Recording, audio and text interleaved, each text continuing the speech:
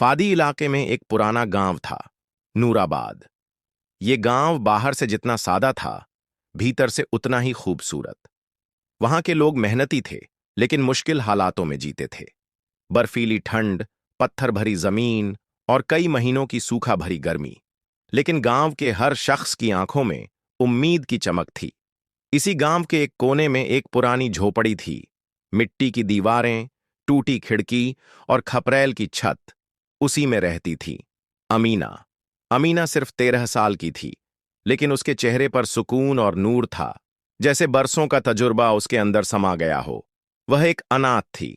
उसके माँ बाप का इंतकाल एक भीषण बुखार में हो गया था जब वो सिर्फ 5 साल की थी। तब से वह अकेले ही इस दुनिया से लड़ रही थी। गांव वाले उससे बेहद मोहब्बत करते थे। वो सबको कुरान सिखाती, नमाज की अहमियत बताती और हर वक्त दूसरों की मदद को तैयार रहती। गांव के लोग कहते थे, अमीना तो फरिश्तों जैसी है। लेकिन अमीना जानती थी कि उसका सबसे बड़ा सहारा सिर्फ अल्लाह है। हर सुबह फज्र की अजान से पहले वह उठ जाती। सर्दियों में जब बर्फ जम जाती थी, तब भी वह वुजू करती और अपने छोटे से कमरे के कोने में चटाई बिछाकर नमाज पढ़ती। फिर बच्चों को बुलाकर कुरान सिखाती। उसके पास न अच्छा खाना था, न कपड़े, न कोई रिश्तेदार, लेकिन उसके पास था एक अटूट ईमान जो उसे हर मुश्किल में सब्र देता था। एक रात की बात है। ठंडी हवा चल रही थी, पेड़ों की शाखें झूम रही थीं और आसमान में काले बादल छा रहे थे। अमीना तहज्जुद के लिए उठी थी। उसने मिट्टी के मटके से पानी लिया, वुजू किया और अल्लाह के सामने खड़ी हो गई। अभी उसने अल्लाहू अकबर कहा ही था कि अचानक दरवाजा जोर से खुला। तेज हवा का झोंका अंदर आया और साथ में आया एक अजीब सन्नाटा। अमीना ने चुपचाप दरवाजे की ओर देखा। वहां कोई खड़ा था, एक लंबा काला साया। उसकी आंखें जलती हुई लाल थीं। चेहरे पर मुस्कुराहट नहीं, बल्कि एक भयानक घृणा थी। अमीना कांप गई, लेकिन फिर भी डरी नहीं। उसने धीरे से पूछा, कौन हो तुम? वो साया बोला, मैं वो हूं जो सजा पाया हुआ है। मैं वो हूं जिसे अल्लाह की रहमत से दूर कर दिया गया। अमीना की आंखों में थोड़ा डर, थोड़ा ताज्जुब था। तुम शैतान हो? हां, और मैं तुझे आजमाने आया हूं। तेरी सादगी, तेरा सब्र, तेरा यकीन, ये सब मुझे जलाते हैं। मैं तुझे तोड़ दूंगा। अमीना ने कहा, मुझे कोई तोड़ नहीं सकता जब तक मेरा रब मेरे साथ है। शैतान ने हंसते हुए कहा, मैं तुझे दौलत दूंगा, सोने के सिक्के, कीमती कपड़े, महलों की जिंदगी। बस तू अल्लाह की राह छोड़ दे। सिर्फ 3 दिन तक नमाज छोड़ दे और मैं तुझे दुनिया की रानी बना दूंगा। अमीना चुपचाप खड़ी रही। शैतान फिर बोला, सोच ले, तेरी झोपड़ी की जगह महल होगा, तेरे पास नौकर होंगे, तुझे कभी भूखा नहीं सोना पड़ेगा। बस एक सजदा कम कर दे, अल्लाह को नहीं मुझे कर दे। अमीना ने उसकी आंखों में देखा और कहा, तेरी ये दौलत, ये महल, सब फानी है। मेरे सजदे सिर्फ अल्लाह के लिए हैं। चाहे तू आग बना दे मेरी जिंदगी को, मैं अपने रब से राब्ता नहीं तोड़ूंगी। शैतान गुस्से से कांप उठा। ठीक है, अब मैं तुझे आजमाऊंगा। 3 रातें दूंगा। अगर तू एक बार भी डगमगाई तो मैं तुझे निगल जाऊंगा।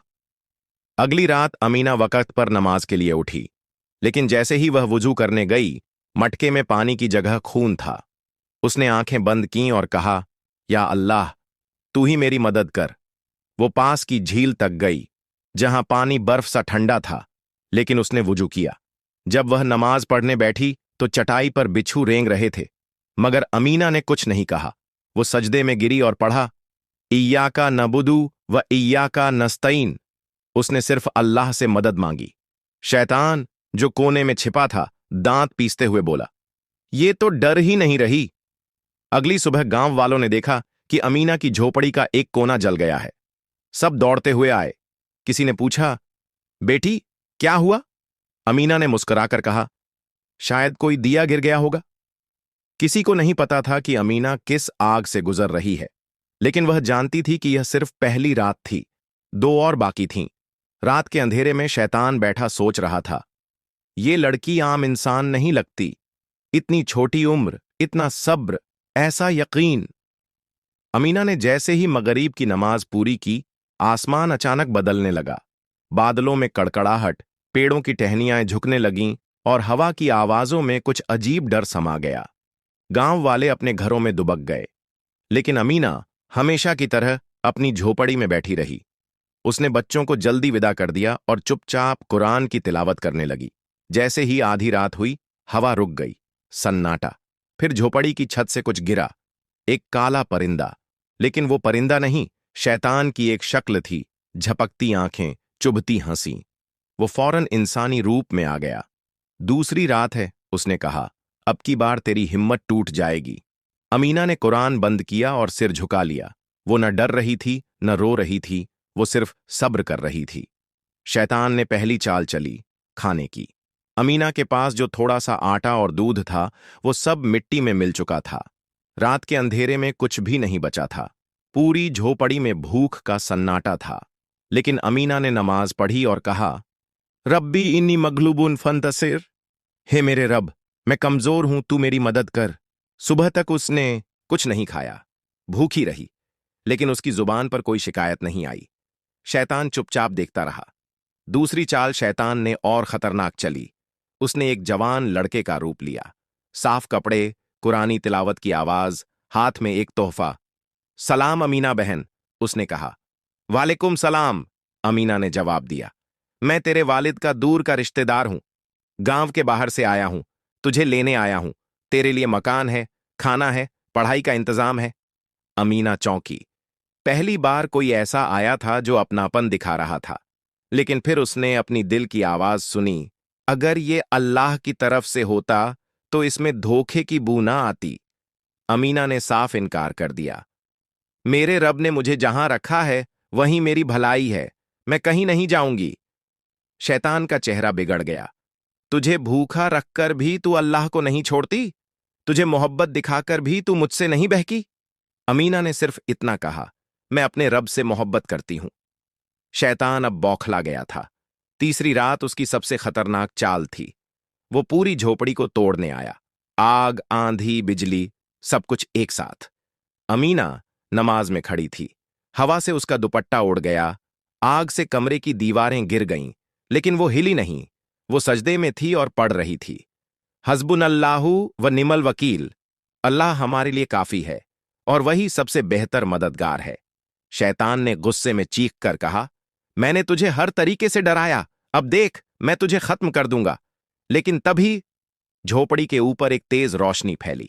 बादल हट गए और एक नूर का गोला उतरा। शैतान पीछे हटा। आवाज आई, ऐ मेरे बंदे की बेटी, तूने सब्र किया, ईमान रखा और नमाज नहीं छोड़ी, अब देख मेरी मदद। झोपड़ी की टूटी दीवारें फिर से उठने लगीं। जख्मी हाथ सही होने लगे। भूख गायब हो गई और शैतान चीखता हुआ भाग गया। अमीना रोने लगी, मगर इस बार डर से नहीं, शुक्र से। अगली सुबह गांव वालों ने देखा कि अमीना की झोपड़ी अब मिट्टी की नहीं, पत्थर की बन चुकी थी। चमकती दीवारें, अंदर रोशनी और बाहर खुशबू। लोग हैरान थे। ये क्या हुआ?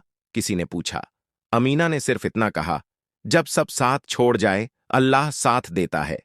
कहीं दूर शैतान जमीन पर गिरा पड़ा था। एक छोटी बच्ची, कैसे हार गया मैं इससे?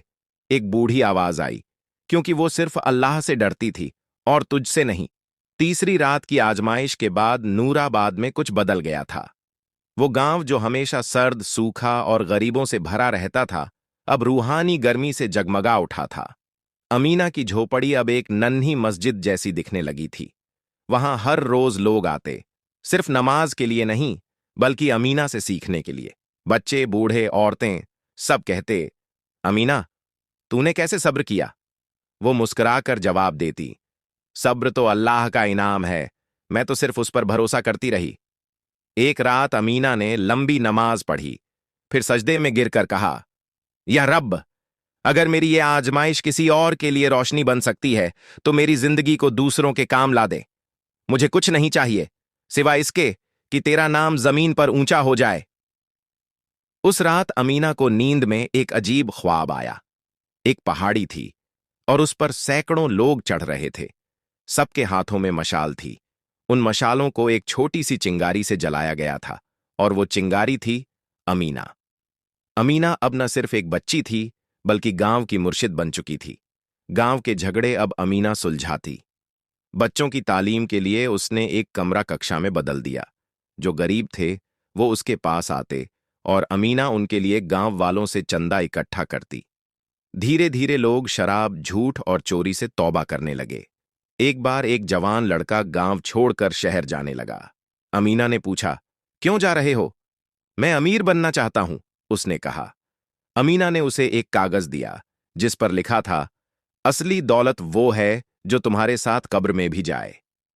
वो लड़का रुक गया, गांव में ही रह गया। अमीना की बातें अब गांव तक सीमित नहीं रहीं। एक यात्री जो उसकी झोपड़ी में कुछ दिन रुका था, उसने जाकर शहर में उसकी कहानी सुनाई। फिर किसी किताब लिखने वाले ने उसका किस्सा कलमबद्ध किया। कुछ ही हफ्तों में अमीना की कहानी हिजाज, बगदाद, काहिरा और दमिश्क तक जा पहुंची। एक लड़की जिसने शैतान को हरा दिया, इस शीर्षक से मस्जिदों में खुतबे दिए जाने लगे। एक दिन अमीना के पास एक शाही फरमान आया। बगदाद के बादशाह ने उसे बुलवाया था। गांव वाले बहुत खुश थे, लेकिन थोड़े चिंतित भी। अमीना ने कहा, अगर बादशाह ने सच जानने के लिए बुलाया है तो मैं जाऊंगी, लेकिन अगर नाम और शोहरत की खातिर बुलाया है तो मेरा काम यहीं है। वो बगदाद पहुंची। वहां हजारों लोग जमा थे। बादशाह खुद दरबार में खड़ा था। उसने कहा, ऐ लड़की, तुझे किसने इतनी ताकत दी? अमीना ने जवाब दिया, जो तुम्हें सल्तनत दे सकता है वही मुझे सब्र और ईमान दे सकता है। बादशाह की आंखों में आंसू थे। तू हमें सिखा गई कि रियासत दिलों में होती है, महलों में नहीं। अमीना ने बगदाद में एक छोटी सी जगह मांगी।